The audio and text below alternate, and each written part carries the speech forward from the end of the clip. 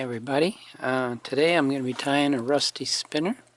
The one I'm going to be tying, I'm going to use a little bit of yellow dubbing for an egg sac. I've been fishing a lot of these spinners at night during the Hendrickson hatch. The hook I have in the vise is a TMC 100 and it's a size 14. The other night I noticed that the spinners were a little smaller than the 12s I had, so I went back and tied a few in slightly smaller size, and it looked like that worked pretty good. So I'm just going to put a little bit of yellow dubbing in the back here, and I'm going to make a little ball at the back of the hook to look like the egg sac, and that's going to help me also splay the microfibbits. So you can see I've got a little ball there. Okay, now I'm going to put the microfibbits in 2 and 2 at a time rather than all 4 and split it. It's just going to be a little easier to splay it.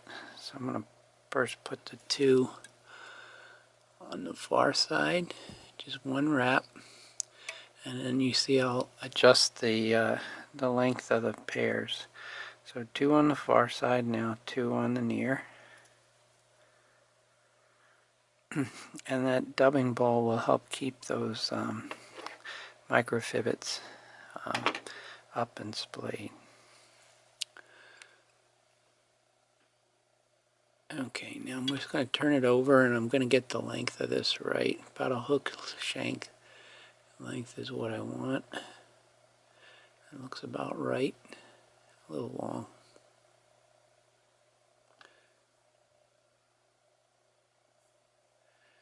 Okay, so I'm going to lock those down.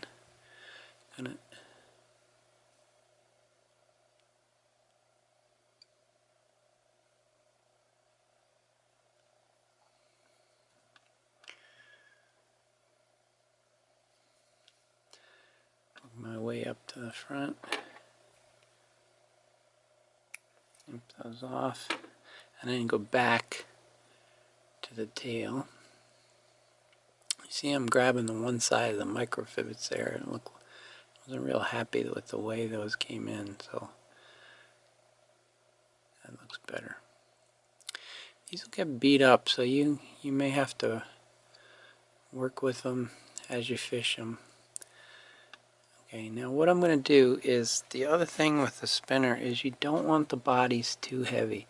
I think when I first started tying these, I kind of overdid it in terms of the dubbing, how thick the dubbing is and how thick the body of the spinner is. If you actually see them, they're fairly slender and narrow. So what I'm going to do is I'm going to actually start with the thread in the back and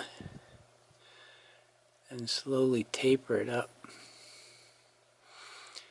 About right. I have way more than I need, so I'm just going to pull that off.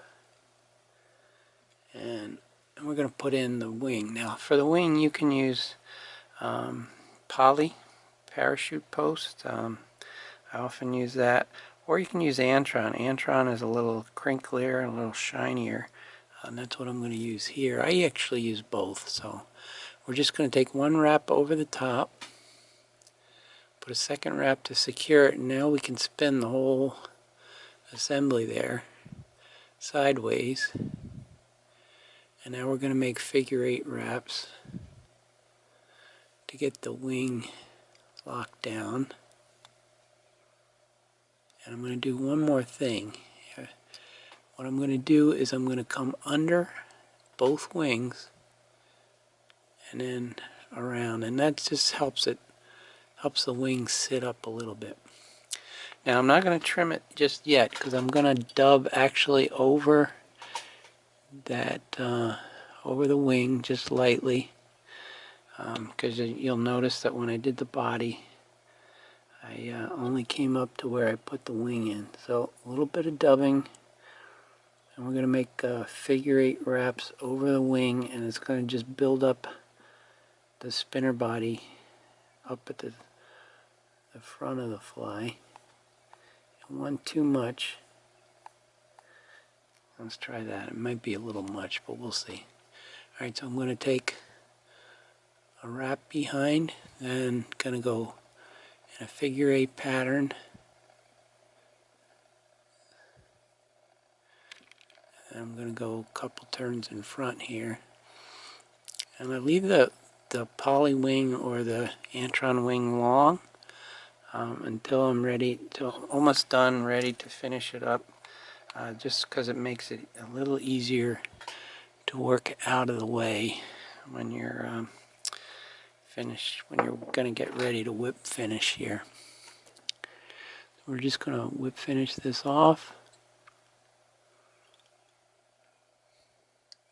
And then what I'm going to do is I'm going to trim those wings, and I'll show you about the measurement that I use to get it. So I'm going to take those wings together, I'm going to pull it back, and about the body length, right about there, I'm going to just clip them off. And that should be about the right length. And so there we have it. You can see it's a little long on this side. Must have pulled that a little awkwardly. You don't want these things too long. But I'm going to turn it under, and what you can see is that figure 8 wrap that we used up here actually gives the thorax a little body. When you look at it from the underneath, you can see it there again. So there you have it. A rusty spinner with an egg sac, a little ball. That's what I've been using.